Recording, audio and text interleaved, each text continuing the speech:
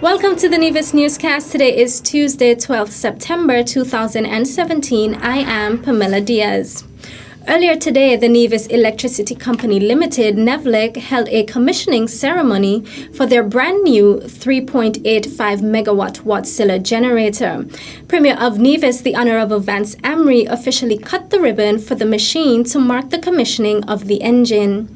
Present at the event and delivering remarks was Minister of Communications and Public Utilities in the Nevis Island Administration, NIA, the Honorable Alexis Jeffers. That we are having a ceremony this morning to mark the commissioning of a 3.85 megawatts generator, which is intended to improve the quality of electricity production here on the island of Nevis.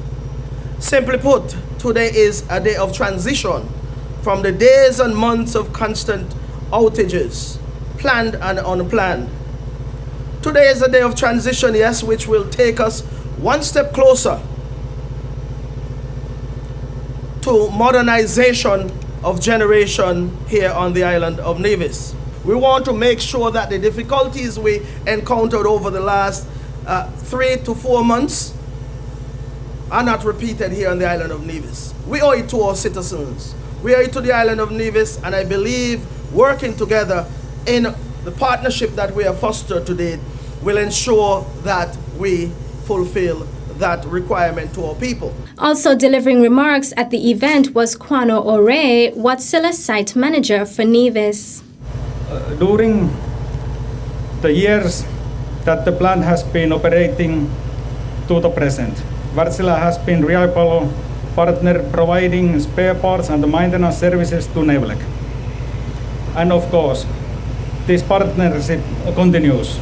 Let me give NEVLEC our assurance that they can continue to count on our support, and we will look forward to many more years of productivity interaction. After the cutting of the ribbon, there was a site tour of the generation plant where Minister Jeffers officially brought the 3.85 Wärtsilä generator online. Prime Minister of St. Kitts and Nevis, the Honorable Dr. Timothy Harris, Deputy Premier of Nevis, the Honorable Mark Brantley, Junior Minister of Communications and Public Utilities, the Honorable Troy Liburd, Chairman of the Board of the Directors of the Sugar Industry Diversification Fund, SIDF, Robertine Chatterton, and Federal Minister of Public Infrastructure, Ian Patches Liburd, were also present at the event. The NIA, through their Nevis Disaster Management Department, NDMD, answered a distress call from the MV Ocean Hunter, who left earlier today with relief supplies to assist Anguilla after the passing of Category 5 Hurricane Irma. Director of the NDMD, Brian Dyer, explained the venture and stated that a subsequent trip to Anguilla will be planned for later this week. On Friday, the MV Ocean Hunter arrived on Nevis in a bit of distress, and the Nevis Disaster Management, along with customs officials and police department, rendered aid and ensured that the vessel received the attention it required. The idea came up that we should also use the opportunity to send some supplies to Anguilla. Because of the overwhelming support of the Nevisian public, they maybe, when I left the last spoke with the captain, he's considering a second trip. So that could be done probably before the end of the week. Dyer explained that the official needs list from Anguilla indicated that food, medical supplies, and water were the primary relief supplies required. The Nevis Disaster Management is in contact with the Caribbean Disaster Emergency Management Agency, who provides daily updates with regards to the needs of the affected islands. And in that regard, we at the Nevis Disaster Management would publish those needs as information is received. The MV Ocean Hunter left Nevis earlier this afternoon with relief supplies from a number of persons, private entities, and businesses, and is scheduled to make a stop in St. Kitts before heading over to Anguilla. The 2017 St. Thomas Parish Festival, STT Fest, is just a couple of days away, with the official opening ceremony for the festival slated for this week, Thursday. This year, the festival will be hosted under the theme Rockin' Comin. Explaining the purpose of the festival was Assistant Secretary and Treasurer for the STT Fest Planning Committee, Chesley Farrow Davis. I had this genesis in what we used to call Cottonorama in about 1985, and then that evolved. We had a break between 87 and 2006, thereabout. They came back at the St. Thomas's Festival. Then we had a short break, and then we came back about 2 years ago, 2015, with this village festival. The festival is very geared towards bringing the community together, festivities, promoting talents, and of course, making people aware that St. Thomas's have a lot more to offer than meets the eye. The week of activities for the festival will commence Thursday, September 14, 2017, with an opening ceremony and cocktail. On Friday 15th, the activities will continue with an old school bingo and dance at the St. Thomas's Old School starting at 8 p.m. The Juve will be on the 16th at 5:30 a.m., starting at Cotton Ground and ending at Jessop's Village. On the 17th, there will be a church service at 10 a.m. at the Jessop's New Testament Church, and on the 18th is the gospel concert at the St. Thomas's Primary School courtyard at 6 p.m. The festivities will continue on St. Kitts and Nevis's Independence Day, September 19, where they will host a fun day at the Cotton Ground Recreational Ground starting at 12 noon to 8 p.m. A panel discussion will be hosted on the 21st at 7 p.m. at the Jessop's Community Center, and on the 23rd is a Calypso show at the St. Thomas's Primary School at 8 p.m. The final activity is the Miss Petite show at the St. Thomas's Primary School grounds at 6 p.m. Mr. Davis used the opportunity to invite the public to the event. So I'm just inviting everybody out. St. Thomas's Fest, September 14th to 24th. It's going to be generally in the St. Thomas's Primary School grounds and the immediate environs. Of course, we're looking forward to see you and, your friends and family. And of course, just rock and come in, man. Just rock and come in. That was Assistant Secretary and Treasurer for the STT Fest Planning Committee, Chesley Farrow Davis.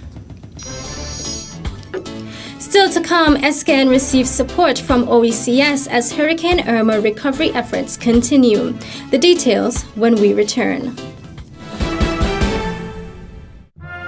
The Premier's Ministry cordially invites the general public to a ceremonial parade to commemorate the 34th anniversary of independence of the Federation of St. Kitts and Nevis. The parade will be held at the El Kemido T. Willett Park on Tuesday, 19th September 2017 at 8 a.m. Come celebrate St. Kitts and Nevis's 34 years of independence from September 1st to September 30th. Youth, vision, integrity, securing our nation's prosperity.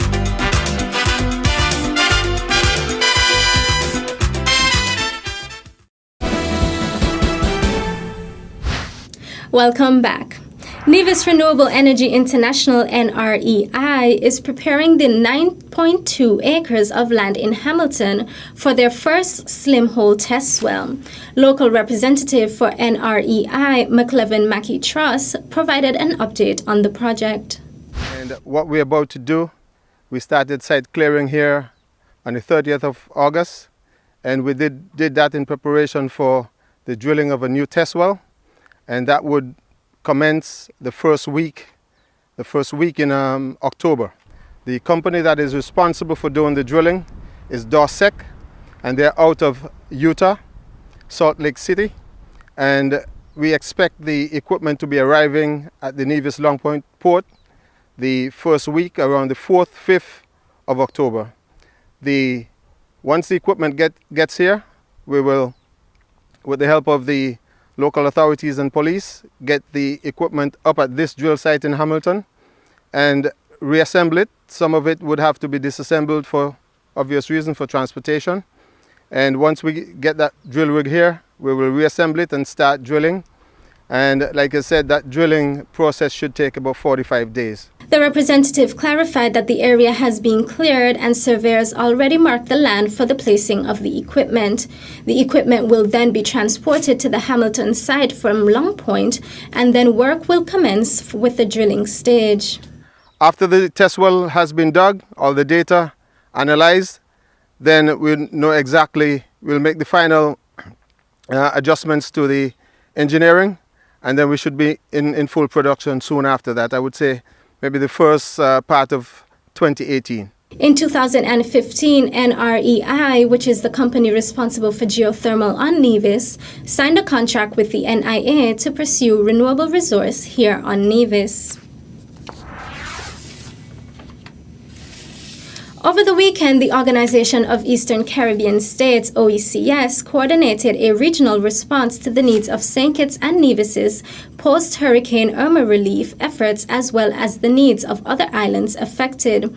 On Sunday, Prime Minister of St. Lucia and OECS Chairman, the Honorable Alan Chastany, along with Dominica's Prime Minister, the Honorable Roosevelt Skerritt, and Director General of the OECS, Dr. Didacus Jules, visited St. Kitts and Nevis, where they carried out an assessment of the damages to the country and reaffirmed their solidarity with the government and people, the Federation, during this difficult time. In addressing members of the media, St. Kitts and Nevis's Prime Minister, Dr. the Honorable Timothy Harris, commended his OECS colleague, Prime Minister Chastany, for providing the necessary manpower from St. Lucia to help restore electricity and water to all parts of the country.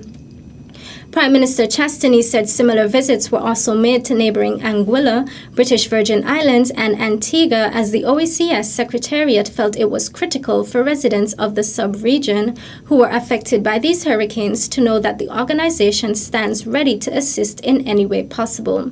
Prime Minister Skerritt said recovery and relief efforts after any disaster can be a costly endeavor. In that regard, the government of Dominica made an initial contribution of $500,000 EC dollars to St. Kitts and Nevis's recovery and rebuilding efforts. He stated that by yesterday or earlier today, the amount would be deposited into your central bank account so you can have immediate access to it, because we understand that in these storms you need cash immediately to get things going and to bring normalcy to the lives of those affected by the storm.